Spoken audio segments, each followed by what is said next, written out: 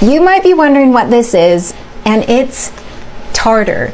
We call it calculus in dentistry, and essentially what this is a huge piece that's like a barnacle on the tooth. This cannot be brushed off the teeth, but in this video you'll see it being cleaned off the teeth with an ultrasonic scaler.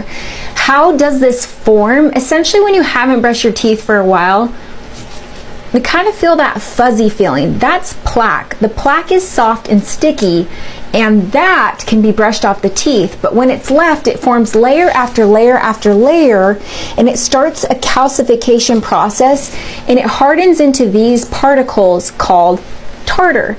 You'll watch as this ledge is completely cleaned off that it has really irritated the gum tissue. I mean, that piece is huge. Luckily, once it's removed, the gum tissue can heal, but sometimes the damage can't be reversed because of bone loss.